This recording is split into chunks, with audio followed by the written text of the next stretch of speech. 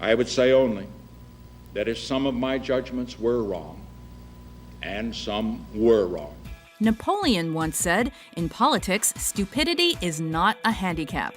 These sound bites don't dispel that idea. And I will tell you, it's 3 agencies of government when I get there that are gone. Commerce, education, and the, what's the third one there? Let's see. Welcome to WatchMojo.com, and today we're counting down our picks for the top 10 dumb things said by United States politicians. It was an obscene period in our nation's history. No, not our nation's, but in World War II. I mean, we all lived in this century. I didn't live in this century, but in this century's history.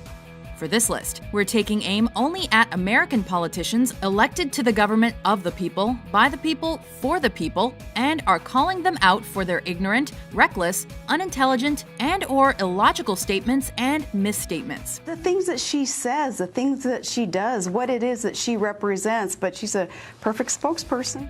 If you want to see if the star said anything equally idiotic, be sure to check out our video of the top 10 dumb things said by celebrities. So what's this empty nonsense about Ronald Reagan being just an actor? Number 10. Trees cause more pollution than automobiles. Ronald Reagan. When you look into that camera in a close-up, you better be telling the truth, or that camera will reveal it. It probably came as a surprise to no one familiar with Ronald Reagan's environmental policies that he's no damn dirty tree-hugging hippie. On the contrary, Teflon Ron entered the office of president in 1981, cynical of environmental causes and unconvinced of their political importance. And therefore, he significantly reduced funding of the Environmental Protection Agency. Even with all that info, critics were blindsided when Reagan wrongly made the assertion that trees pollute more than cars. Though he claimed to have been quoted out of context, whether it was sheer ignorance or deliberate misinformation, Reagan's ridiculous reference still resonates in Republican thought today. They love him beyond logic. Last year, they tried to elect his haircut. Number 9. Every month that we do not have an economic recovery package, 500 million Americans lose their jobs. Nancy Pelosi. First off, Nancy Pelosi is a dingbat.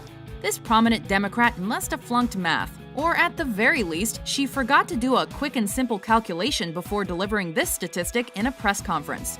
Pelosi made this slip of the tongue in 2009, while she was the House Speaker trying to drum up support for President Barack Obama's significant stimulus package. Are you going to raise taxes on guys like me? No, we're How paying. about guys like me who make millions of dollars a year? Let's do a quick math rundown on this one, shall we? Pelosi claimed 500 million Americans would lose their jobs every month if the package were not approved. Single payer, single payer, single payer. There are 300 million Americans in the U.S., and prior to the 2008 financial meltdown, about half of them were working.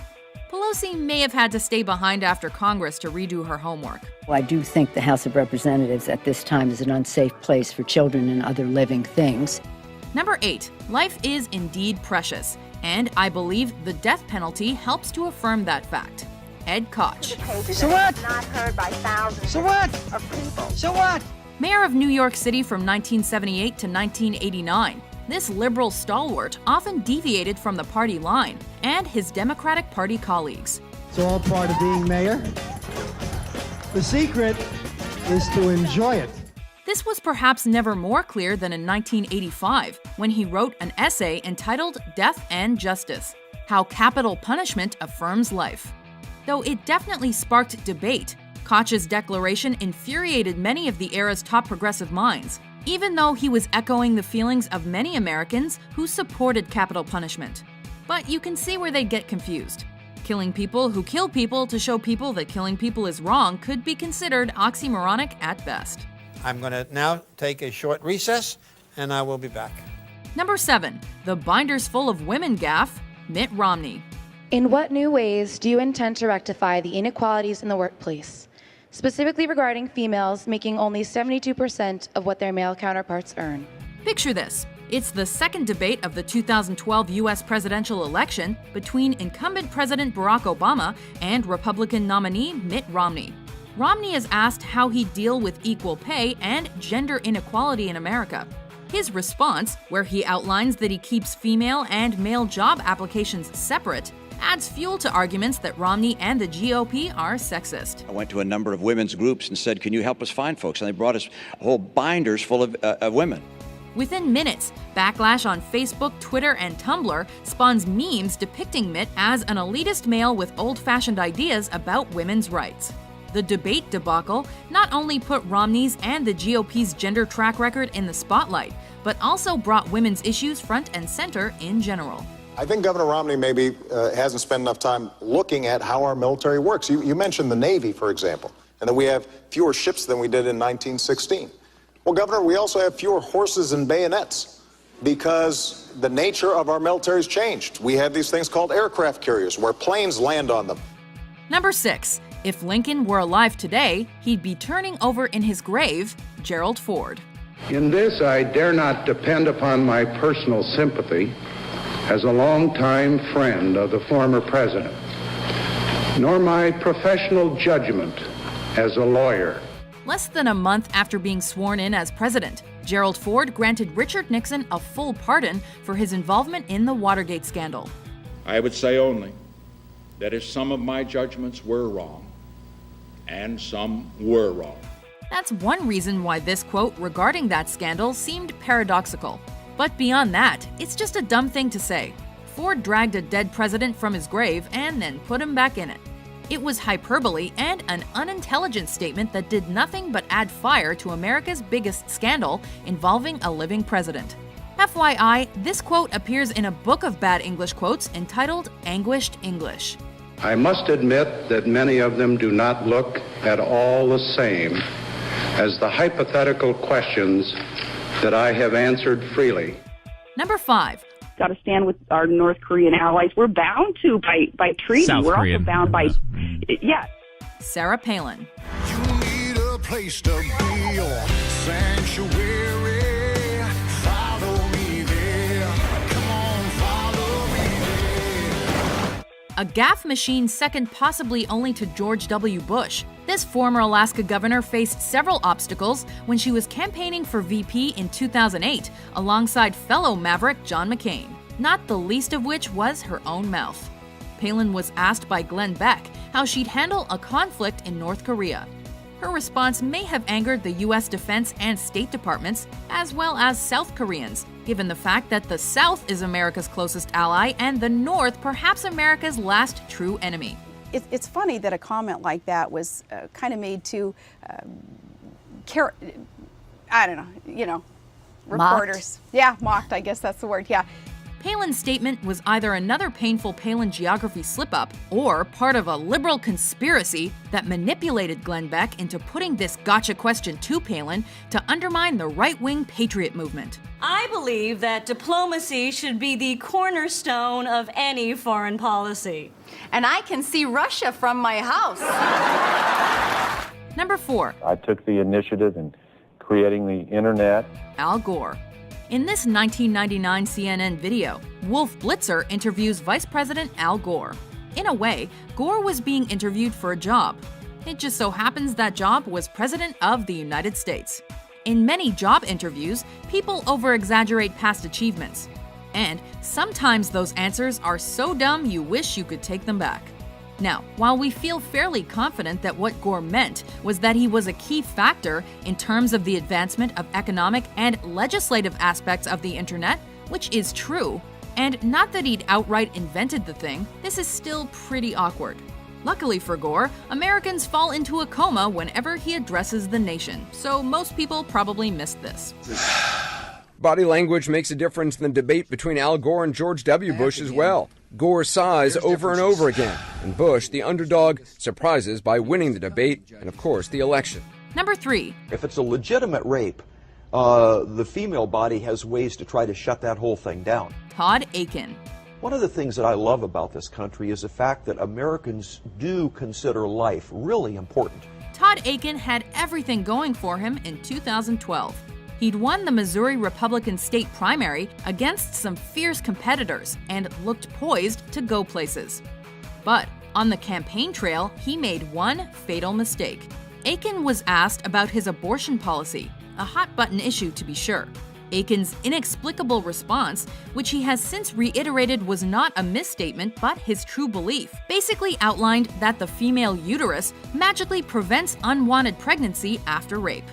Even more, Aiken was grilled for using the qualifier legitimate to describe such rapes, as if it had to pass a was she or wasn't she asking for it test. The damage was done. What he said was, I used the wrong word when I said legitimate rape. What I meant was forcible, because that's the word Paul Ryan used.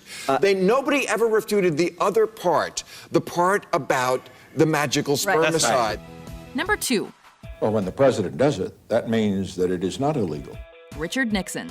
By definition. Exactly. When reliving the blunders of American politicians, one name stands out: Nixon. His Watergate scandal scarred the political scene for years and caused him to become the first and so far only U.S. president to resign. I have never been a quitter. To leave office before my term is completed is abhorrent to every instinct in my body. Nixon fell victim to the terrors of technology and the media multiple times during his career, whether it was on TV or through pesky tape recordings. I have no comment. But Nixon's goofiest gaffe came after he'd stepped down. During 1977's famous Frost-Nixon interviews, the disgraced former president evidently slipped up and answered David Frost's question on national security by declaring that the president is above the law. And he wanted us to believe that he was not a crook? No, there will be no picture. No, after the broadcast. You've taken your picture. Didn't you take one just now? That's it. Before we unveil our number 1 pick, here are some honorable, or in this case, dishonorable, mentions.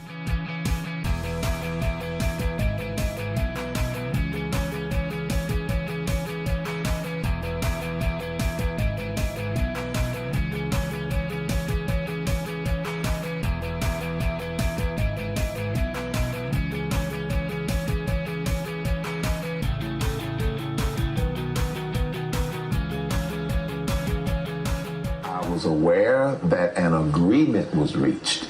The word settlement versus the word agreement, I'm not sure what they called it. It depends upon what the meaning of the word is. Yes.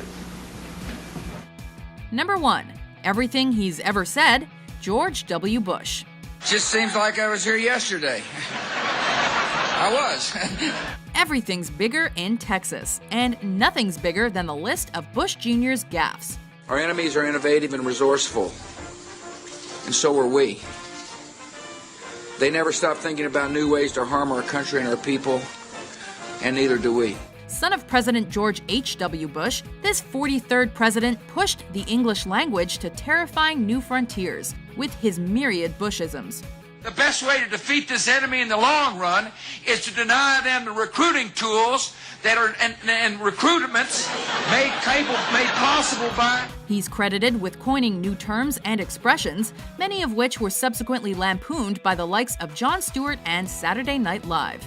First time I met Putin, I stared right into his eyes, through his eyes into the back of his skull. And he said, "What's up? Why are you looking at me like that?" And I just said, "I'm staring into your soul." That makes me think, do you ever use that as a diplomatic strategy? Creeping out on purpose other world leaders? And all the questions about whether or not our children is learning, statements on how his opponents had misunderestimated him, and assertions that fish are our friends were just the icing on the cake.